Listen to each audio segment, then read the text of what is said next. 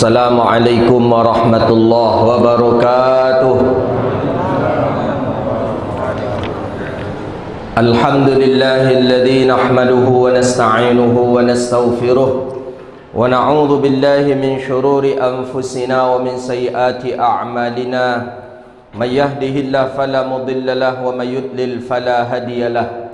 Asyhadu an la ilaha illallah wahdahu la syarika lahu wa asyhadu anna sayyidana wa nabiyyana Muhammadan 'abduhu wa rasuluh wa safiyyuhu min khalqihi wa habibuh, ballagha ar-risalah wa addal amanah wa nasaha al-ummah wa kashafa Allahu bihi al-ghummah wa jahidun fi sabilillahi hatta atahu al-yaqin. Salawatu rabbi wa salamuhu alayka ya sayyidi ya Rasulullah.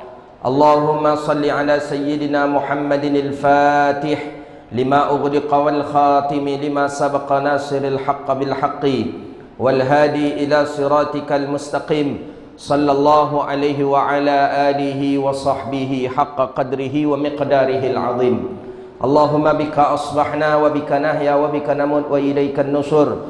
Asbahna ala fitratil Islam wa ala kalimatil ikhlas wa ala dinin nabiyuna Muhammadin sallallahu alaihi wasallam. Radina billahi rabba wa bil islami dina wa bi Muhammadin sallallahu alaihi wasallam nabiyya wa rasula, amma ba'du. Puja dan puji syukur kepada Allah dengan mengucapkan kalimat alhamdulillahi rabbil alamin. Allah masih gerakkan kaki kita, Allah gerakkan tangan kita, Allah gerakkan hati kita untuk menuju rumah Allah. Mudah-mudahan kita berdoa kepada Allah, nikmat-nikmat yang seperti ini tetap Allah kekalkan sampai kita meninggal dunia hendaknya. Amin ya rabbal alamin. Kalau kita yakin dengan hadis baginda Nabi yang kita baca pekan lalu, bahawa siapa yang salat subuh berjamaah ke masjid, maka dia dalam tanggungan Allah, dia dalam jaminan Allah. Allah jamin hartanya, Allah jamin harga dirinya, Allah jamin kesehatannya. Kalau kita percaya saja dengan hadis itu, maka selamatlah kita. Dan mungkin kalau orang pun percaya dengan hadis itu, mungkin tiap-tiap masjid setiap subuh itu penuh. Tapi orang kita dibaca, ya tahu ya, cuma kurang percaya. Padahal yang mengucapkannya adalah orang yang tak pernah berbohong seumur hidupnya, orang yang tak pernah melakukan kesyirikan, orang yang tak ada dosa sama sekali. Itu yang mengucapkan. Kenapa kita tak percaya? Ketika bintang sinetron, ketika artis yang mengucapkan, kita langsung percaya. Ini yang mengucapkannya orang yang paling mulia, tak pernah memakan syubhat, tak pernah memakan harta orang, tak pernah berdusta, tak pernah melakukan kesyirikan. Kenapa kita masih ragu? Maka oleh karena itu, jangan sampai kita ada keraguan sedikit pun terhadap baginda Rasulullah sallallahu alaihi wasallam. Kemarin hadis dalam Sahih Bukhari, kajian Jumaat yang lalu subuh, ada hadis dalam Sahih Bukhari riwayat Sayyidina Asma binti Abu Bakar, anak dari Abu Bakar. Hadisnya sahih dalam Sahih Bukhari. Jadi Nabi melihat bahwa orang-orang di dalam kubur difitnah, sedang terfitnah. Fitnah maksudnya sedang teruji.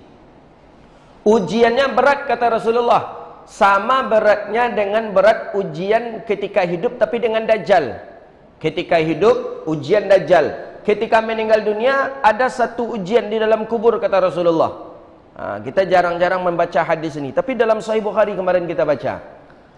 Ujiannya itu setiap manusia dilihatkan kepadanya wajah Nabi. Jadi di dalam kubur malaikat datang. Malaikat datang tadi, ditengokkanlah wajah Rasulullah sallallahu alaihi wasallam. Setiap manusia ditengokkan. Itu kata Nabi, hadisnya sahih. Ketika ditengokkan, malaikat bertanya, "Engkau tahu ini siapa?" kata malaikat. "Engkau tahu ini siapa?" kata malaikat. Orang yang beriman langsung mengatakan, "Ya, itu Muhammad." Padahal kita tak pernah berjumpa dengan Nabi Muhammad. Itu kata Rasulullah. Kita tak pernah berjumpa dengan Nabi, tapi kita langsung tahu itu adalah Nabi Muhammad. Kenapa? Karena terbiasa membaca hadisnya, terbiasa mengamalkan sunnahnya. Diulang lagi oleh malaikat, "Engkau betul tahu ini siapa?" "Muhammad." Kita menjawab 3 kali dengan pertanyaan yang sama. Kita jawab, "Muhammad, Muhammad, Muhammad Rasulullah." Apa kata malaikat? "Nim salihun." tidurlah hai orang soleh, istirahatlah yang nyenyak hai orang soleh, bahwa kami yakin engkau betul-betul kenal dengan Nabi engkau. Nah, kita mudah-mudahan termasuk orang-orang yang seperti ini hendaknya. Amin. Itu dalam kubur, itu Nabi mengatakan dalam hadis sahih. Berarti ini pasti ini. Dan ada pun jawaban orang yang ragu. Ada orang yang ragu dengan Nabi Muhammad. Ini yang kita katakan tadi. Ketika dihadapkan wajah Nabi ke hadapannya oleh malaikat, malaikat bertanya, engkau kenal dengan ini? Kata malaikat, kata yang ragu ini, aku tak kenal ini. Aku tak pernah menengok wajah ini. Dan aku pun tak pernah mendengar nama ini. Cuman ketika orang pernah menyebutnya, aku sebut pula. Apakah ini orangnya? Tak tahu saya, kata orang munafik dan orang yang penuh keraguan.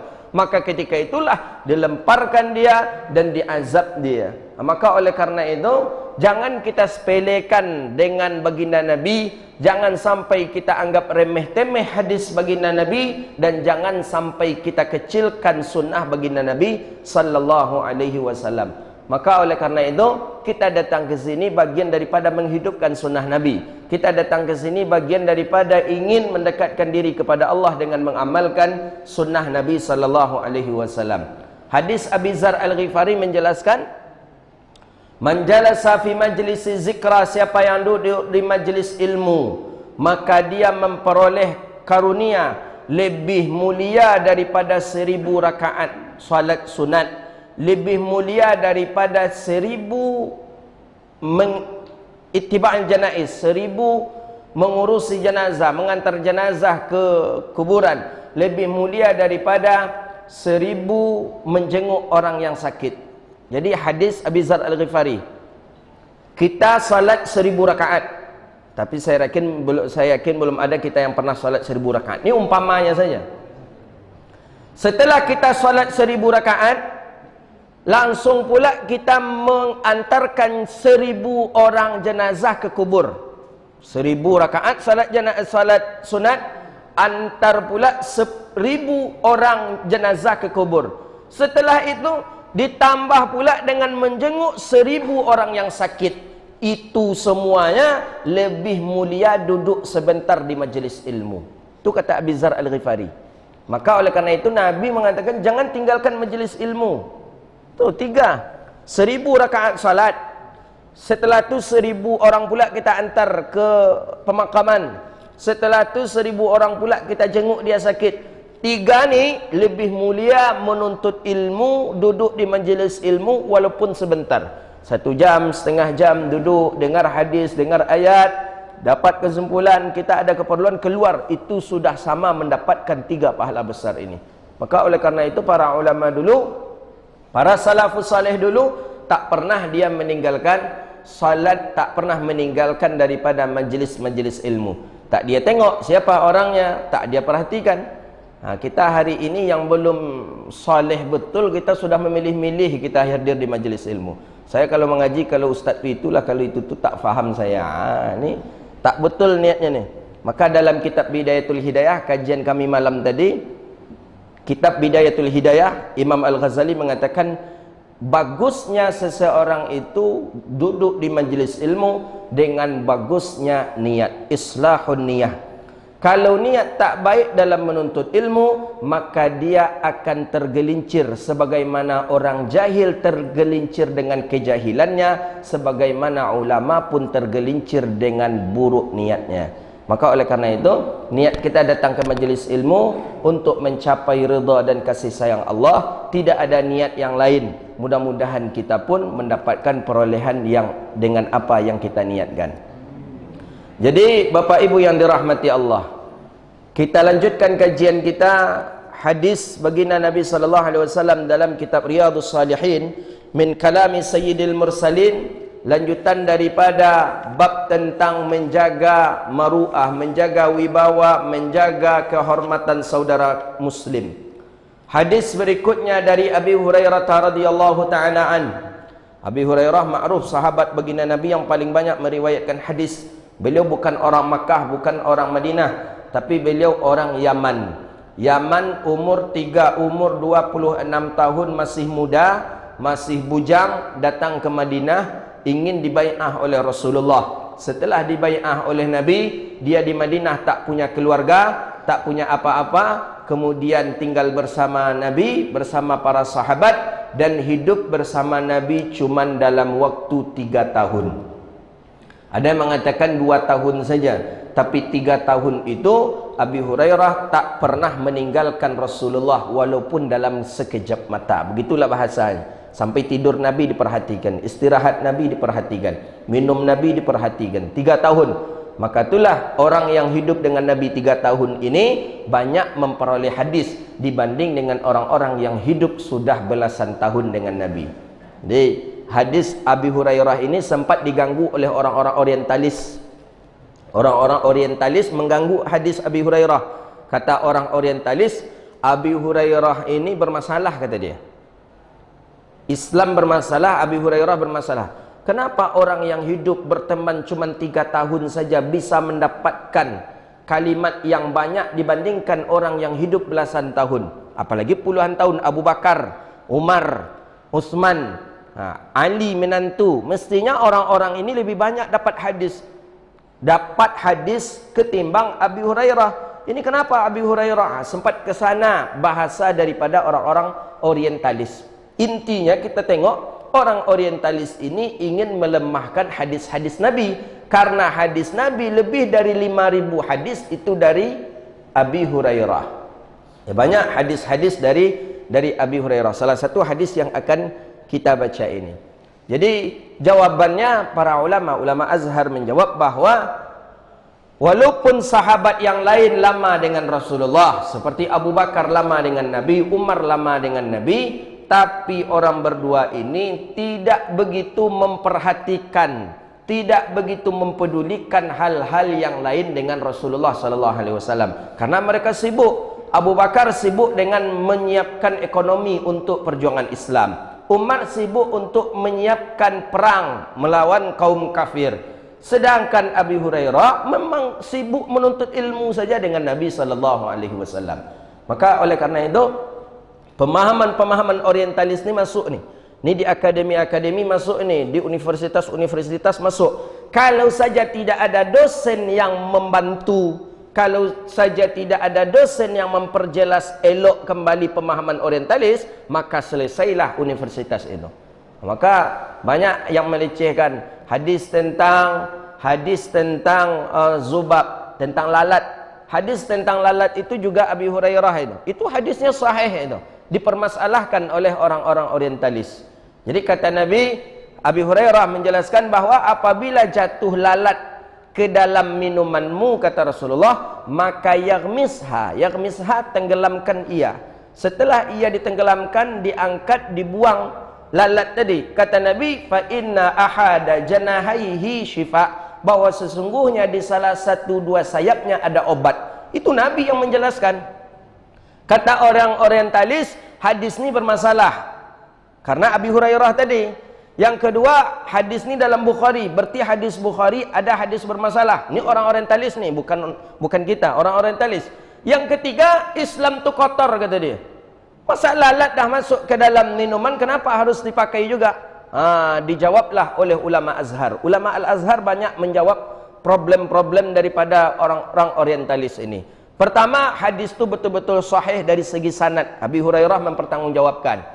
Yang kedua, hadis ini malah Imam Bukhari memperkuat di dalam sahihnya. Sahih Bukhari, sepakat ulama, tidak ada hadis di dalamnya hadis dhaif. Sepakat ulama, berarti hadis ini termasuk hadis yang sahih. Islam kotor? Bukan, Islam bukan kotor, tapi Islam lebih menjaga mubazir. Jangan sampai mubazir.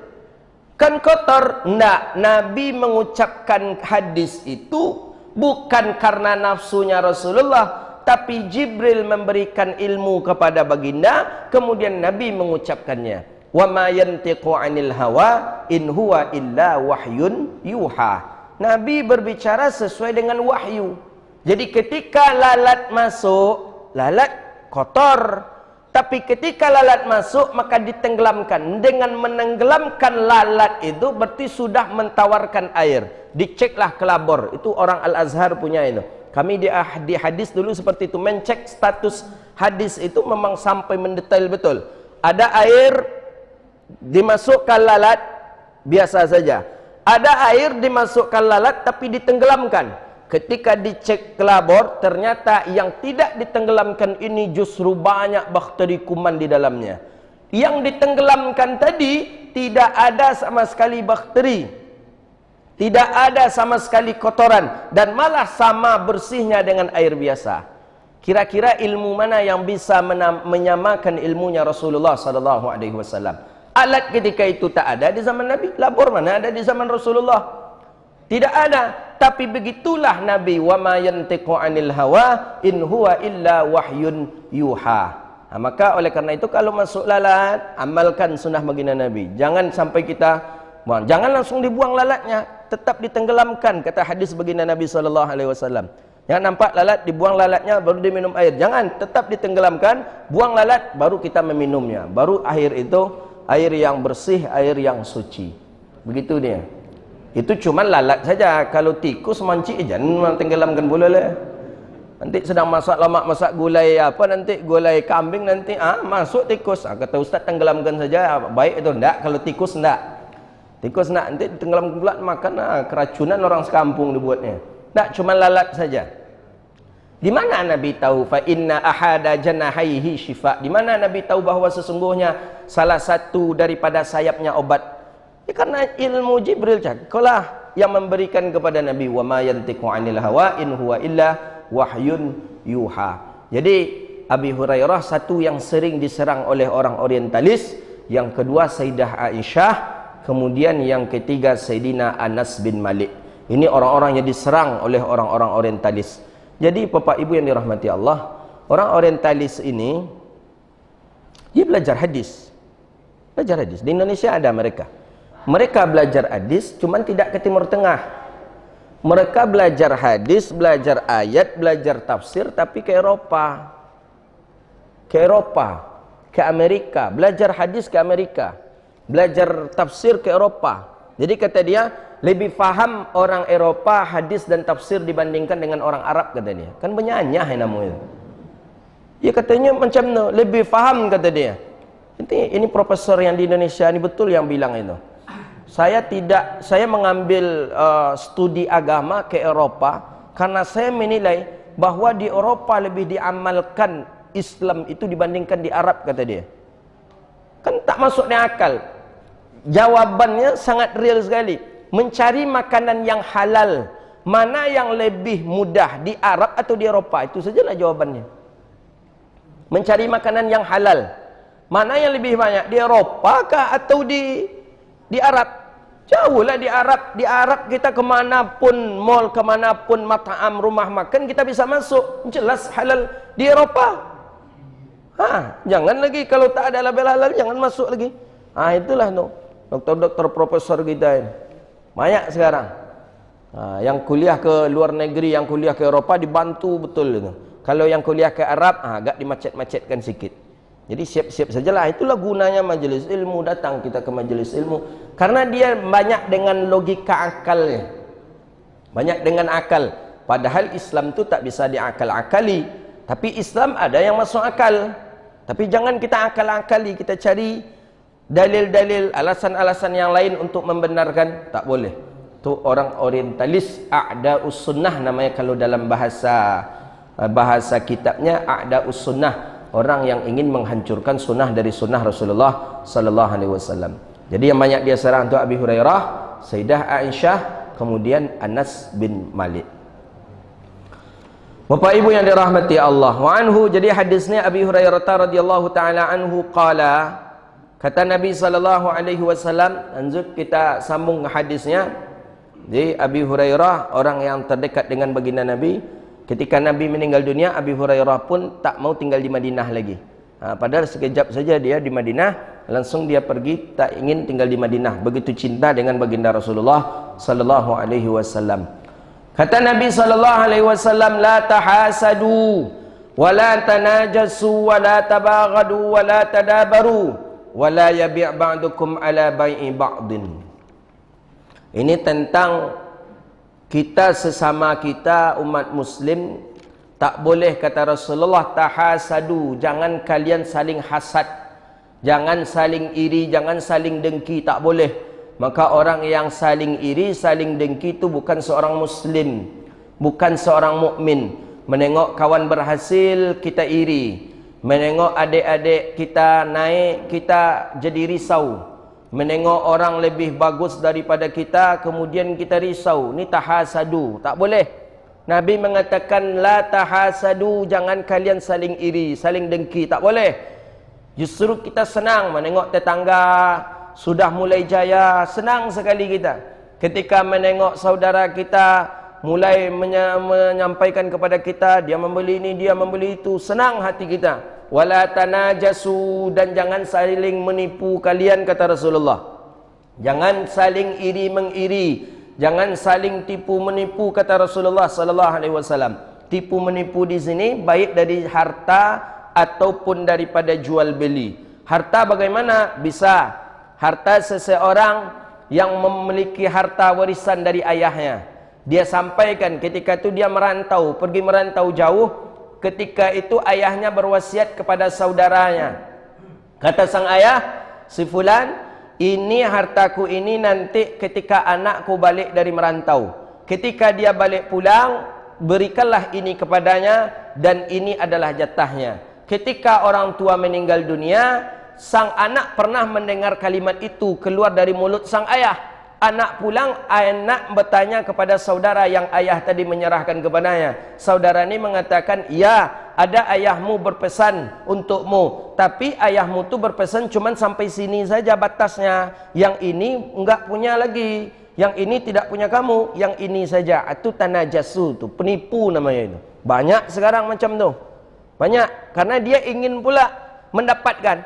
Jadi ayahmu bilang, yang ini batasnya sampai ke sini, inilah punya kamu. Yang dari sini ke sini tidak lagi. Ini cuma batasan punya kamu. Padahal ayahnya berwasiat memesankan mulai dari sini sampai ke sini. Tanajasu. Tak boleh saling tipu. Tipu dalam harta, tipu dalam hal jual beli. Ini banyak sekali kita tengok di video di YouTube, orang-orang yang menipu dalam jual beli. Yang diambil barangnya lain, yang diberikan lain.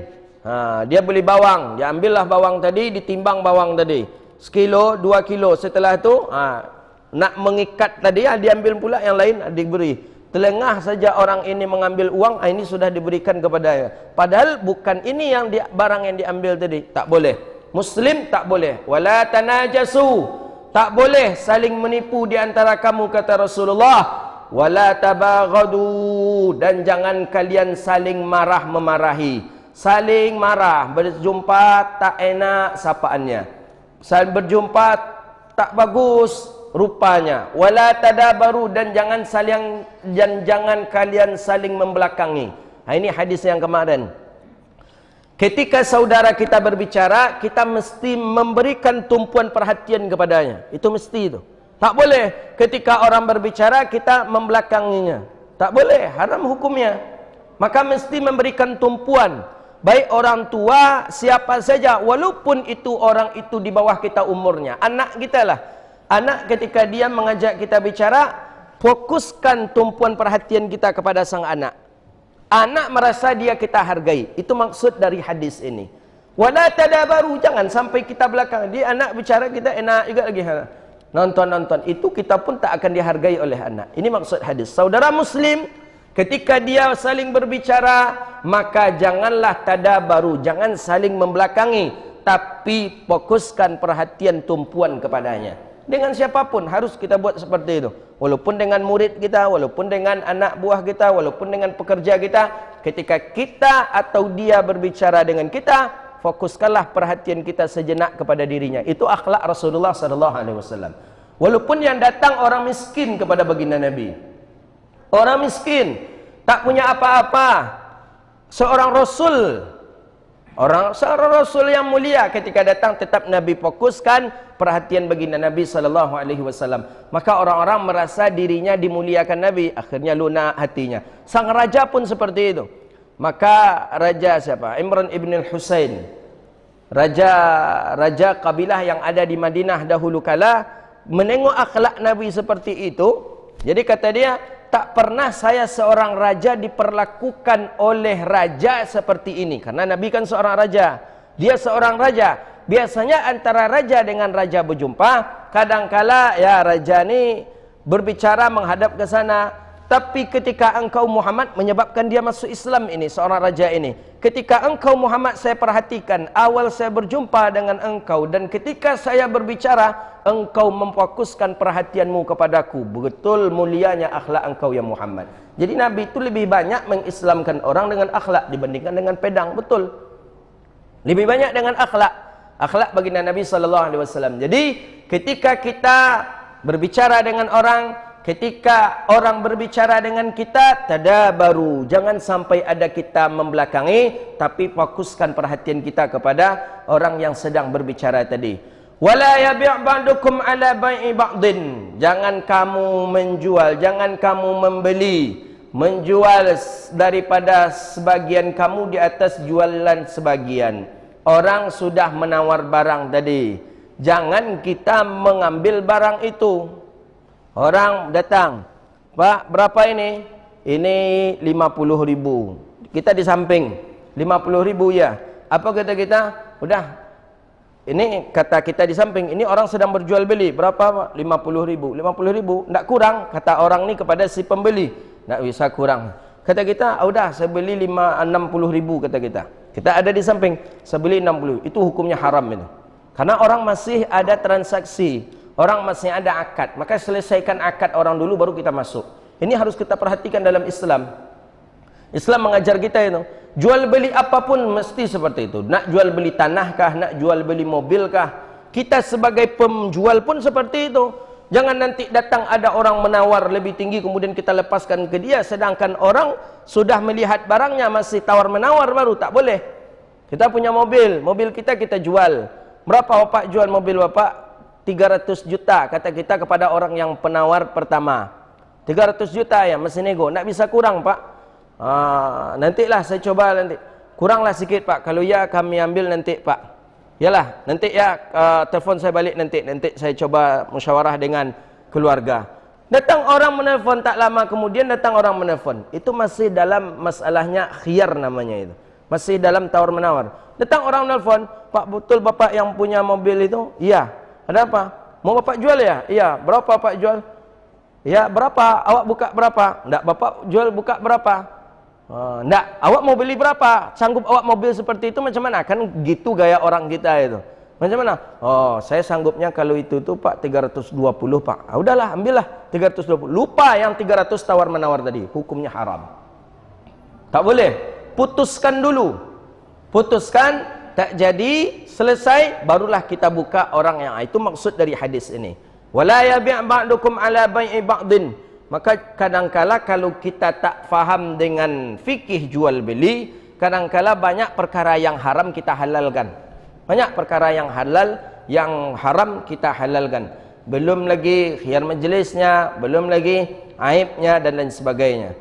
Ada yang mengatakan tak boleh menjual daripada saudara, la bai'i ba'dukum ala bai'i ba'din. Maksud daripadanya adalah begitu juga dengan meminang seseorang yang sudah dipinang orang lain.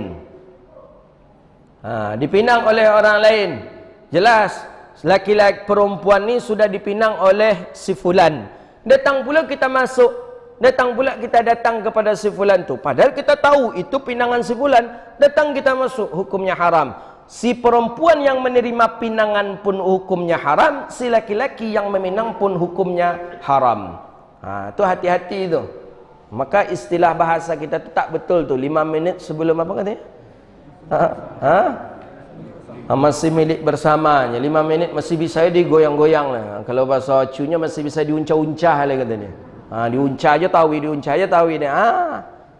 Tak boleh. Kalau kita dah tahu, oh si anu tu dah khidbah, si anu tu dah tunangan, dah selesai. Berarti bukan punya kita. Tapi kalau terdengar pula kita info, dia mundur si fulan tu, baru kita masuk. Tengok Ummu Salamah. Awalnya Ummu Salamah dicoba dilamar oleh Abu Bakar. Abu Bakar ditolak. Dah, mundur Abu Bakar. Mendengar Abu Bakar mundur, naik Umar. Masuk Umar melamar Ummu Salamah. Ummu Salamah juga menolak, mundur. Karena Ummu Salamah ni pesan suaminya, engkau menikahlah nanti setelah aku meninggal. Kata Ummu Salamah, enggak bang, aku takkan menikah. Enggak, engkau mesti menikah. Menikah, tapi menikahlah dengan orang yang lebih mulia daripadaku, kata Abu Salamah, suaminya. Umar mundur karena Umar ditolak. Melihat Abu Bakar mundur ditolak, melihat Umar mundur ditolak, masuklah Nabi Muhammad. Ini jelas ini. Masuk Nabi. Menolak Nabi mana boleh? Tak boleh. Kedua, pastilah Nabi lebih mulia daripada suaminya Abu Salamah. Jadi jelas ketika sudah tidak ada Abu Bakar, mundur Abu Bakar, masuk Umar. Ketika Umar mundur, masuk pula lah daripada Rasulullah sallallahu alaihi wasallam. Jadi itulah dia kata Ummu Salamah, saya ini dah tua ya Rasulullah. Saya banyak anak yatim, ada 5 ya Rasulullah. Tak apa-apa kata Nabi, anak yatim adalah anak saya. Saya dah tua ya Rasulullah, biarlah tak apa kata Nabi. Telah berapa umur Ummu Salamah kemarin? 29 tahun umur Ummu Salamah. Lah tuanya tu katanya umur 29 tahun. Ikut nenek-nenek nanti belakang kalau 60 muda je katanya lagi. Jadi jelas kita tak boleh melamar orang yang sudah dilamar, tak boleh. Kita tak boleh mengkhidbah, membeli daripada barang yang sudah ditawar oleh saudara kita, tidak dibolehkan. Itu dia. Jadi pesannya Ummu Salamah ni kenapa dia tak mau menikah lagi? Karena ada perkataan Abu Bakar. Jadi kata Abu Bakar, "Idza mata zaujun salihun." Apabila meninggal suami yang saleh. Kita punya suami ini saleh, orang taat. Salat dia jaga, puasa Senin Khamis dia jaga, zikir, i'tikaf, sering hadir di majlis ilmu dia jaga. Dan perempuannya, istrinya tidak menikah lagi, kata Abu Bakar As-Siddiq, maka orang ini nanti di surga akan dikumpulkan. Itu kata Abu Bakar. Abu Bakar menasihati anaknya Asma. Karena Asma menikah dengan Zubair. Zubair meninggal dunia, dinasihati oleh Abu Bakar. Perempuan apabila dia punya suami soleh, salat dia jaga oleh suaminya, puasa dia jaga, zikir, iktikaf, hadir ke majlis ilmu. Kalau istrinya tidak menikah lagi, maka di akhirat nanti orang berdua ni dikumpulkan oleh Allah. Itu kata Abu Bakar. Kalau tak menikah lagi istrinya. Tapi kalau istri menikah lagi, berarti istri beda lagi tempat perkumpulannya. Begitu kata Abu Bakar As-Siddiq. Begitu. Jadi kalaulah soleh laki awak tu, kalau matinya tak usah mencari lagi. Tapi kalau tanggung-tanggung solehnya, cari yang lebih soleh lagi. Itu caranya. Lama aja dah ustaz tu nya kata. Ya memang begitu dia. Jadi makanya para ulama-ulama dulu banyak istrinya. Kenapa? Karena perempuan-perempuan tu menginginkan bersuami kan orang-orang soleh. Suaminya dah meninggal, suami tak soleh. Jarang duduk di pengajian, jarang qiyamul lail, jarang puasa Senin Khamis. Mati lakinya, tentunya cari buya lah. Maka buya-buya dulu tu banyak istrinya, karena istrinya tadi ingin di akhirat dikumpulkan dengan buya-buya tadi. Gitu dia. Sancak orang-orang rumah apa-apa yang tak ada, kau aduh hendaknya mendengar pulanya itu. Jadi pasangan ayo kemah je. Jadi nak tolak dia nikah sud dah kan. Wa kunu ibadallahi ikhwana. Dan jadilah kamu hamba Allah yang bersaudara, kata baginda Nabi. Jadilah kamu hamba Allah yang bersaudara, kata Rasulullah sallallahu alaihi wasallam. Al-muslimu akhu muslim, al-muslim ya akhu muslim, la yazlimuhu wa la yakhzuluhu wa la yahkiruhu. Muslim saudara muslim, jangan dizalimi, jangan zalimi saudaramu, jangan aniaya, jangan engkau hina dan jangan engkau olok-olok. Jadi saudara muslim tak boleh kita aniaya, tak boleh kita hina, tak boleh kita olok-olok. Tu kalau saudara kita muslim, kita muslim tak boleh kita olok-olok saudara, tak boleh kita hina saudara kita, tak boleh, kemudian kita zalimi pun tak boleh. Taqwa hahuna, kata Nabi. Takwa tu di sini letaknya, kata Rasulullah. Nabi mengisyarah dadanya sebanyak 3 kali. Takwa tu di sini, takwa tu di sini, takwa tu di sini. Itu gaya orang Arab. Jadi orang Arab berbicara pakai mimik dia. Muskil musfahim entah. Gitu gaya orang Arab seperti itu. Kalau orang kita enggak, aku enggak faham, aku doa. Kan itu gaya orang kita, tak pakai mimik. Tapi orang Arab datanglah Makkah Madinah itu, pakai mimik. Apalagi orang Mesir. Bicara tu pakai mimik dia. Entah musfahim kif. Macam tu dia. Pakai mimik. Rasulullah seperti itu. Takwa tu di sini kata Rasulullah. 3 kali Nabi mengisyarah ke sini. Jadi Nabi berbicara pakai mimik. Sebenarnya untuk memudahkan orang faham memang harus dengan gaya, ya, memang harus dengan dengan mimik tadi. Jadi kita sampaikan, jangan. Nah, itu orang Arab seperti itu. Sehingga stop mobil pun seperti itu orang Arab. Dia menyeberang, kita kalau menyeberang itu kan mungkin ya paling gini, itu pun jarang, mungkin nyeberang aja gitu. Kalau orang Arab sepanjang nyeberang itu gini tangannya. Gini dia memberhentikan mobil, melambatkan mobil itu seperti ini dia. Kalau orang kita kan gini melambatkan mobil. Kalau orang Arab gini dia. Entah apa pula isyarahnya tak faham kita. Ini Nabi begitu. Bihasab imri'in minasyari yahqira akhahu muslim. Menandakan seseorang itu buruk akhlaknya, kata Nabi, seseorang itu buruk jahat akhlaknya kata Rasulullah, bahwa dia menghina saudaranya muslim. Jadi kata baginda Nabi, cukup engkau ketahui bahwa orang itu buruk akhlaknya, orang yang menghina saudaranya muslim. Jadi kalau dia pernah menghina saudara muslim, berarti itu termasuk dia orang yang buruk akhlaknya. Kullu muslim ala muslim haram. Setiap muslim di atas muslim haram. Apanya haram? Damuhu, haram darahnya. Maka tak boleh saudara muslim kita bunuh, haram, tak boleh. Tak boleh kita bunuh, haram. Maluhu, hartanya kita curi, haram, tak boleh. Harta saudara muslim kita rampas, tak boleh. Hartanya termasuk buah-buahan, tanaman yang ada di rumahnya, tak boleh kita curi. Harus mesti izin dia. Dia menanam pucuk ubi lah, menanam ubi di halaman rumahnya. Kita ingin memasak, kita langsung petik saja, akan punya saudara kita nih, kita kan saudara, tak boleh, haram, karena itu hartanya. Wa irduhu, damuhu wa maluhu wa irduhu, darahnya haram, tak boleh darahnya kita tumpahkan, tak boleh dia kita bunuh. Wa maluhu, hartanya, tak boleh hartanya kita curi, tak boleh hartanya kita rampas. Wa irduhu, dan harga diri atau wibawanya tak boleh untuk kita rusak. Jadi kehormatan saudara kita tak boleh kita rusak. Maka mempermalukan orang di depan umum itu haram hukumnya. Tak boleh. Seorang muslim nih, kita tahu dia muslim, kita permalukan dia depan orang ramai, orang banyak, kita permalukan dia. Mungkin ya dengan hal yang tak elok lah kita sebut, duit anak yatim kemarin mana? Itu kata kita. Ini pernah nih terjadi nih. Duit anak yatim kemarin mana, kan banyak itu. Kok tak dibagikan, kok tak dihabiskan? Depan orang ramai kita keras-keras pula berbicara macam tu. Malu dia. Menyebabkan dia malu, berarti kita sudah merusak daripada wibawa, daripada nama baik saudara kita. Tak boleh. Hadza haram, kata dia, bahwa ini perkara ini adalah perkara yang haram dan tidak dibolehkan di dalam Islam. An-najashu ay yazida fi samani sil'ah yunada 'alaiha fi suq. Jadi menambah yang menipu tadi pada harga juga termasuk menambah harga. Jadi harga itu awalnya harga itu 50.000, tapi karena barangnya sudah jarang dan langka, kita naikkan harganya. Itu tak boleh dalam Islam. Ini tak boleh dalam Islam. Itu namanya dalam Islam apa ini? Menimbun barang apa ini? Tak boleh.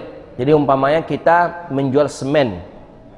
Semen ni biasanya kita jual 60 per sak ni umpamanya, 61 goni.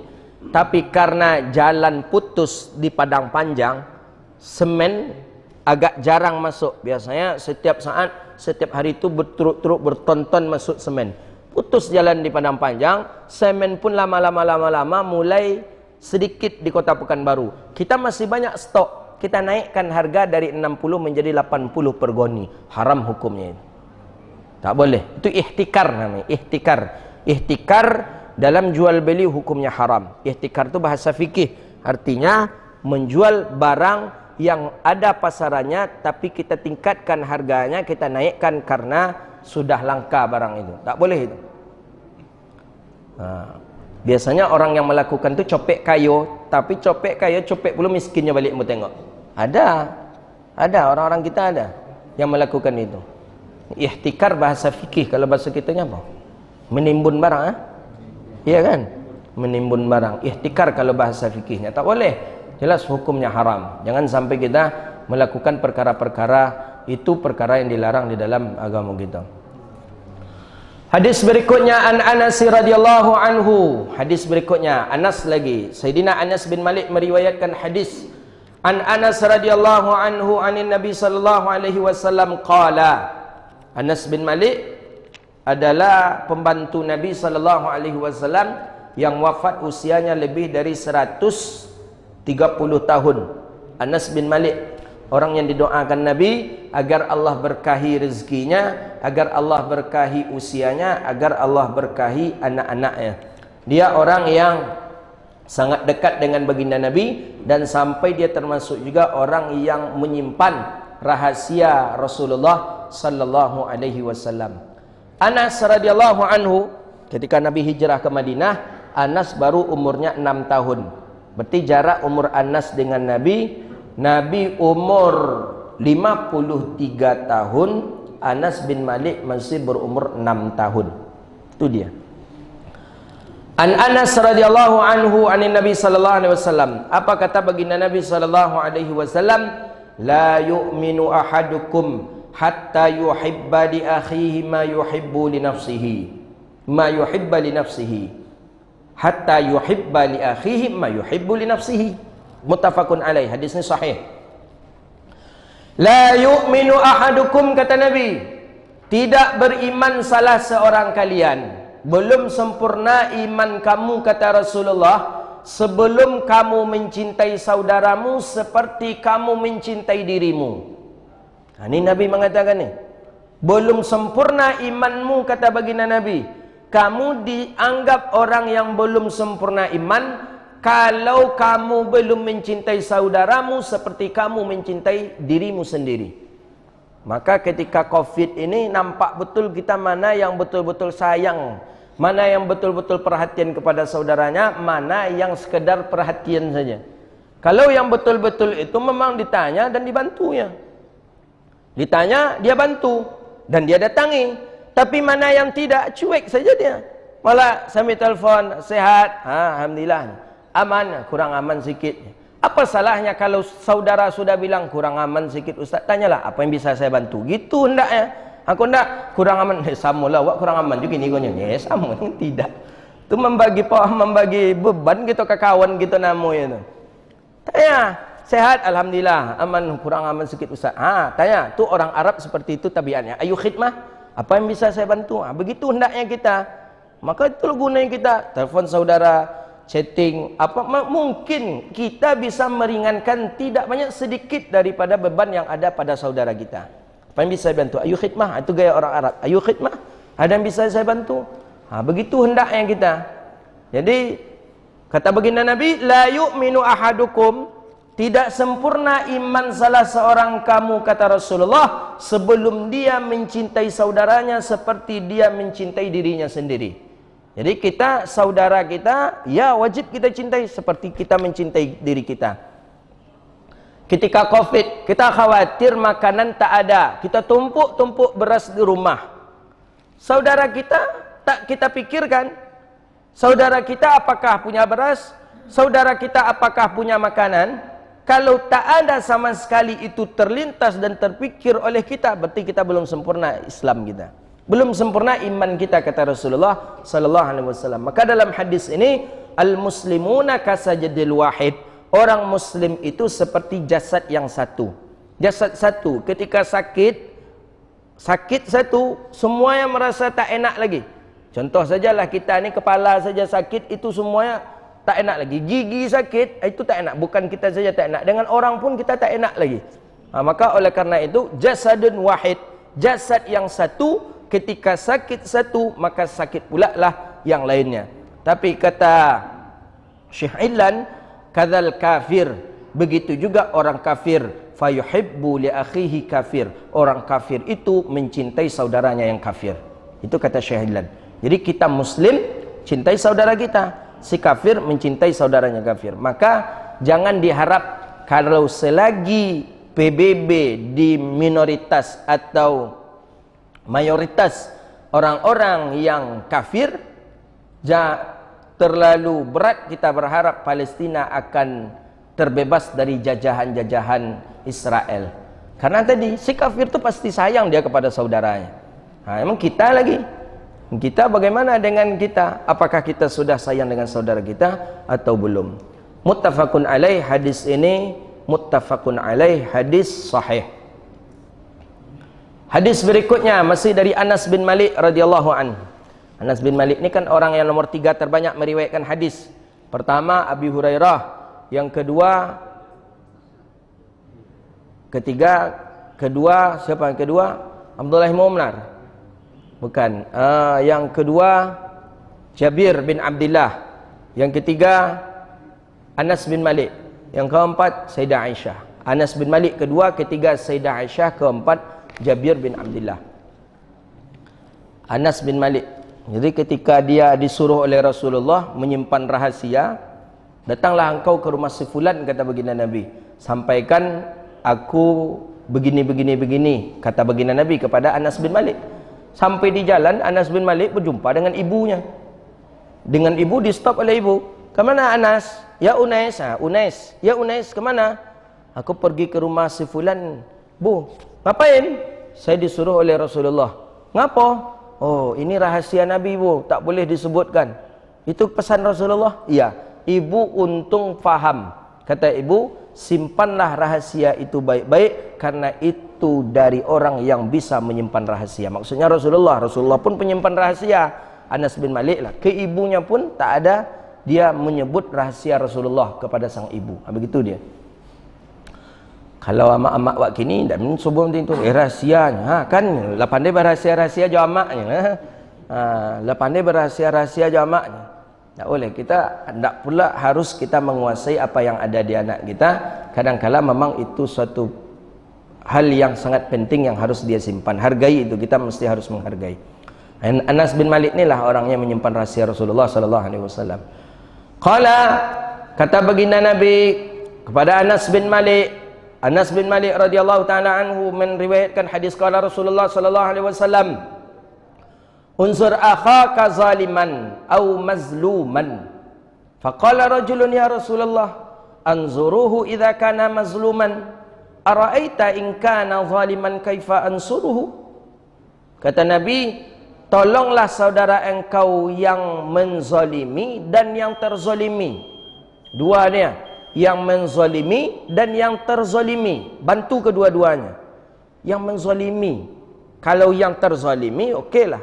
Faqala rajulun, kata laki-laki tadi, ya Rasulullah, aku menolong orang yang terzalimi mungkin bisa.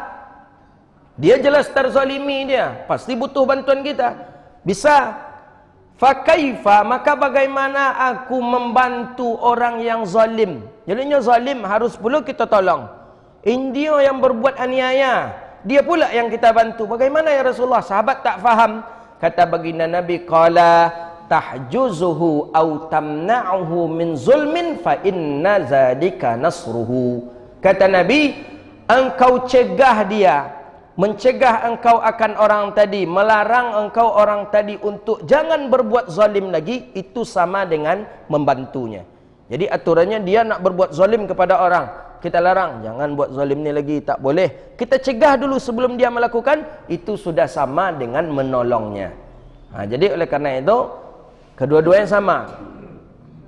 Jadi sama dengan hadis Nabi, al-qatil wal maqtul finnar. Orang yang membunuh dengan orang yang terbunuh masuk neraka. Kan itu hadis Nabi.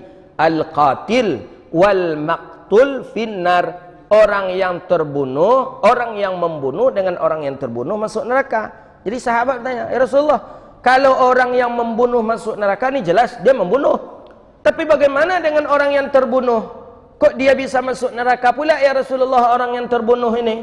Kenapa ya Rasulullah? Kata baginda Nabi, orang ini karena kalah nasib saja.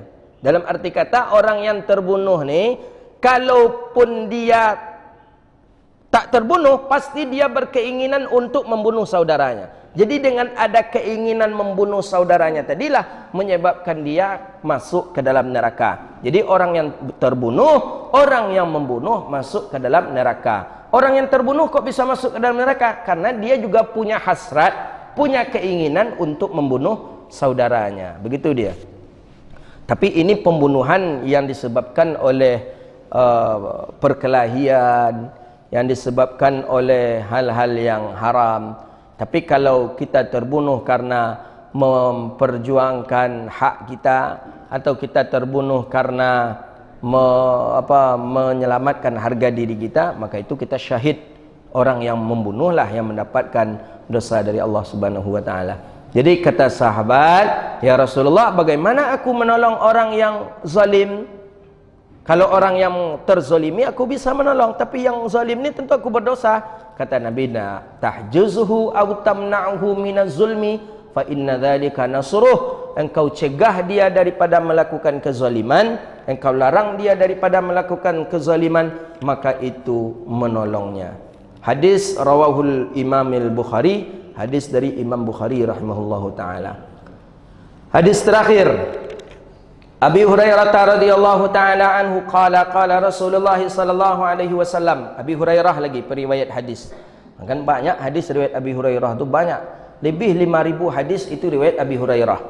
Maka hadis-hadis yang ada dalam Bukhari, hadis yang ada dalam Sahih Muslim, hadis yang ada dalam beberapa kitab-kitab hadis, itu kebanyakan hadis Abi Hurairah. Dan sayangnya Syiah tidak memakai hadis Abi Hurairah.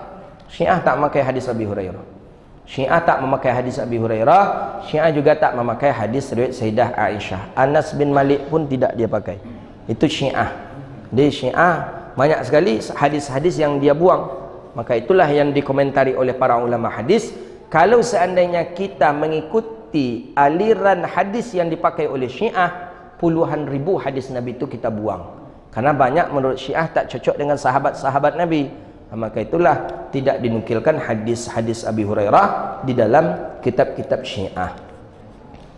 An Abi Hurairah radhiyallahu taala anhu anna Rasulullah sallallahu alaihi wasallam qala haqqul muslim 'alal muslimi khamsun raddus salami wa iyadatul maridi wattiba'ul janaizi wa ijabatud da'wati wa tashmitul 'atasi muttafaqun alaih. Hadis ini sahih. Kata Nabi sallallahu alaihi wasallam, haqqu muslim 'alal muslim khamsun. Hak seorang muslim di atas muslim itu 5. Imam Ibnu Hajar mengatakan hak di sini wajib hukumnya. Jadi kalau tak kita lakukan kita berdosa. Ini menurut Imam Ibnu Hajar. Tapi menurut Imam Ibnu Battal, menurutnya bahwa hak maksud di situ adalah kehormatan. Hak muslim di atas muslim, kehormatan saudara muslim di atas saudara muslim itu 5. Jadi kehormatan maksudnya, menurut Syekh Zakaria Al-Ansari, bahwa maksudnya ada hukumnya fardu wajib, ada hukumnya fardu kifayah, ada hukumnya sunnah dari yang 5 ini. Mana dia? Pertama, raddus salam. Hak seorang muslim di atas muslim 5. Pertama, raddus salam, menjawab salam. Ini hukumnya wajib. Wajib in kana wahid, kalau kita sendiri dengan sendiri, wajib hukumnya. Teman mengucapkan salam kepada kita, Assalamualaikum. Kita menjawab wajib kalau kita sendiri, Waalaikumsalam. Tapi kalau kita berjamaah, maka itu kifayah. Idza kanu jama'an, fardu kifayah. Kita sedang majlis, sedang duduk, ada orang datang. Kadang datang kalau di majlis ilmu tak dianjurkan sebenarnya mengucapkan salam. Sama dengan ketika azan, ketika orang salat, ketika orang sedang baca Quran, ketika khutbah Jumat, datang kita ke masjid, masuk saja, duduk saja. Tidak usah membaca salam. Tapi ada memang yang semangat baca salam, keras baca salamnya. Di daerah saya ada itu. Keras sehingga terhenti pula kajian karena menjawab salam abtu yang baru datang. Jadi kata dia, Assalamualaikum, kata dia. Tak wajib semua menjawab, cukup satu saja menjawab sudah dibolehkan. Waalaikumsalam, boleh. Tapi kalau kita satu dengan satu, itu mesti harus wajib kita menjawabnya. Assalamualaikum, waalaikumsalam. Kalau dalam hadis, berapa ukuran salam orang itu lebihkan sedikit. Jadi umpamanya teman kita menyebut Assalamualaikum, kata dia ke kita. Assalamualaikum. Jawab dengan Waalaikumsalam warahmatullah. Kalau dia mengucapkan salam kepada kita, Assalamualaikum warahmatullah, kita menjawab Waalaikumsalam warahmatullah tambah wabarakatuh. Kalau dia mengucapkan salam kepada kita, Assalamualaikum warahmatullahi wabarakatuh, maka kita tambah pula Waalaikumsalam warahmatullahi wabarakatuh wa maghfiratuh. Maghfiratuh, mudah-mudahan Allah ampuni dosamu. Kalau nya panjang, panjang pula jawab leh. Leh ustaz, leh. Masih ada ambo syekh di Sudan dulu waktu kuliah di Sudan tu. Jadi ke kami masuk tu, Assalamualaikum warahmatullahi wabarakatuh wa maghfiratuh. Itu panjang pula jawaban dek syekh tadi lah. Termasuk yang penguji, yang pembimbing Ustaz Samad itu rahimahullah dah meninggal. Doktor Profesor Doktor Syekh Ma'ruf, Syekh Umar Ma'ruf itu dosen saya waktu S2 itu. Beliau cukup ketat dan sufinya luar biasa. Jadi beliau lebih panjang lagi. Waalaikumsalam warahmatullahi wabarakatuh wa maghfiratuh wa zawwajakallahu bikra. Itu doanya. Zawwajakallahu bikra. Mudah-mudahan Allah nikahkan engkau sekali lagi dengan perempuan cantik. Itu dia. Jadi kawan-kawan siap mendengar doa dari Syekh cakap, apanya kawan? Amin, kata kawan. Tapi kata Syekh, amin kalian kok karena tak dapat isteri kalian, kata Syekh. Kalau dapat isteri, tak, orang-orang Sudan tu habis dah. Itu jawaban Syekh. Saya banyak umumnya Syekh mendoakan macam itu dia. Jadi zawwajakallahu bakra. Allah nikahkan engkau dengan perempuan yang bikir. Alhamdulillah. Jadi semakin panjang salam, panjang pula jawabannya. Panjang salam, panjang pula jawabannya lagi. Itu disunahkan seperti itu kita menjawab salam. Wa iyadatul marid, kemudian dianjurkan kita yang kedua, hakul muslim dan muslim. Pertama radda salam, jawab salam, wajib hukumnya. Kalau sendiri dengan sendiri, kalau banyak hukumnya kifayah, fardu kifayah. Wa iyadatul marid, kemudian yang kedua iyadatul marid, dan menjenguk orang yang sakit. Menjenguk orang yang sakit ini ada anjurannya. Menurut Imam Ghazali, dianjurkan kita menjenguk orang yang sakit itu di atas 3 hari sakitnya. Itu menurut Imam Al-Ghazali dalam Ihya. Jadi hari ini sakit dia, hari Sabtu, Ahad, Senin, Selasa baru kita jenguk. Itu sunnahnya seperti itu. Sunnahnya. Jadi kalau kita tidak kan, kita terdengar sakit langsung kita jenguk kan. Tapi sunnahnya seperti itu. Setelah 3 hari dia baru disunahkan kita menjenguknya. Tapi 3 hari itu biasalah keluar kawan dari rumah sakit. Ya kan? Bila keluarnya dari rumah sakit kalau lah 3 hari itu. Kalau yang sekarat dah meninggal pula ada ni. Dah meninggal dia. Wala biyaumin muayyan wa ma a'tadahu ba'dan nas. Tidak dengan satu hari pertama sakit itu sebagaimana yang dibiasakan oleh sebagian manusia. Ini kita maksudnya ini. Kita akan dengar sakit langsung kita tengok. Tapi bagusnya itu 3 hari. Memang kadang keluarga kadanglah 3 hari alunnya datang sanu ledo kata dia kan. Apa masalahnya ini? Ada beberapa hal dalam hadis itu yang tak dibolehkan, kita tak dianjurkan menjenguknya. Jadi tidak semua sakit yang kita dianjurkan menjenguk. Sakit yang boleh memindah tidak dianjurkan kita untuk melihat menjenguknya. Di antaranya armat. Ya. Sakit mata, ain. Sakit mata tak dianjurkan kita menengoknya. Lagian sakit mata itu jarang pula orang kita yang mengunjungi kan. Dia apa saya sakit mata, jarang mengunjungi. Karena itu bisa berpindah, penyakit yang bisa berpindah kita tak dianjurkan untuk mengunjungi. Dan itu pun tidak wajib, hukumnya pada adat, hukumnya sunnah. Sunnah dia menjenguk orang sakit, hukumnya sunnah. Yang ketiga wattiba'ul janaiz, dan mengiringi jenazah. Ittiba'ul janaiz ay tashyi'uha min mahaliha atau mahalis salat wa sunnatun muakkadah. Jadi kita mengikuti jenazah dari rumah ke masjid, atau kita yang dapat jatah dari masjid ke kuburan saja, tak apa-apa. Pokoknya kita ikuti jenazah tadi sampai dia ke kuburan atau ke masjid. Sunnahnya dalam Mukhtasar Abi Jamrah, hasyiah dari Sinwani, dijelaskan bagusnya kita di depan, jenazah di belakang. Itu sunnahnya. Jadi ittiba'ul janaiz, kita di depan, janaiz di belakang. Jadi jenazah di belakang, kita di depan. Itu sunnahnya. Sampai ke masjid, sampai ke kuburan, kita dulu. Jadi jenazah di belakang. Kenapa mesti jenazah di belakang? Hikmahnya itu, jenazah semakin dekat dengan kubur, semakin hampir ke kubur, semakin tinggi rasa ketakutannya. Maka itulah kita menemani dahulu di sana, kita yang lebih dahulu, baru jenazah di belakang. Ya, tapi jenazah di belakang tu jempolopenya surang lah, berjalan surang bolehnya bego. So do orang nak di depan mah boleh cara aja, bolehnya ke depan kan. Ada yang membawanya di depan, cuman yang maksud dari hadis tiba'ul janaiz, kita yang di depan, jenazah di belakang. Tapi kebanyakan kita selama kau mana yang di depan, jenazah kan? Ambulan di depan, kita di belakang. Mesti sunnahnya itu kita di depan, jenazah di belakang. Sunnah saja, tidak sampai kepada tahap haram atau wajib.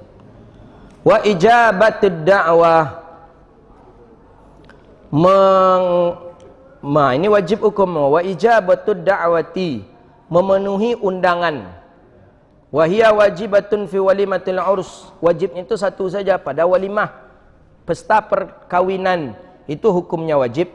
Tapi kata Syekh Ilan, bi syurutihal muqarrarah, syarat ketentuan yang diatur dalam fikih. Jadi kalau di situ sudah ada minuman keras, ada maksiat di walimatul urus, maka itu tak wajib kita untuk datang. Ya, apa contoh maksiat? Ya seperti minum minuman keras, orang berjudi, laki-laki perempuan bernyanyi, bergoyang bercampur saja, itu sudah ada unsur maksiat muqarrarah fiqh, tidak sesuai lagi dengan undang-undang fikih, maka kita tidak diwajibkan untuk datang. Wa man fi sa'iril walaim wa fi sa'iril walaim, dan sekalian walimah-walimah itu sunnah muakkad. Jadi yang wajib tu kalau pesta perkawinan. Kalau pesta yang lain, walimah khitan, walimah safar, walimah syukuran dan lain sebagainya, tu sunnah muakkad kita mendatanginya. Terakhir wa tashmitul atasi, dan tashmit atas, kemudian berdoa ke atas kebaikan kepada orang yang bersin. Tapi di sini jelas bahwa yang bersin itu menggunakan kalimat alhamdulillah. Tapi kalau tidak dianjurkan kita. Jadi ketika dia bersin, hacin, alhamdulillah kata dia, barulah kita disunahkan membaca yarhamukallah. Tapi kalau dia hacin, diam saja dia, maka kita tidak disunahkan, tak dianjurkan membaca yarhamukallah. Hadza wabillahi at-taufiq wallahu a'lam bis-shawab. Insyaallah hadis berikutnya nanti akan kita lanjutkan lagi, satu buah hadis, kemudian baru masuk kepada bab baru, yaitu tentang menutup aib saudara muslim. Hadis berikutnya akan kita baca insyaallah.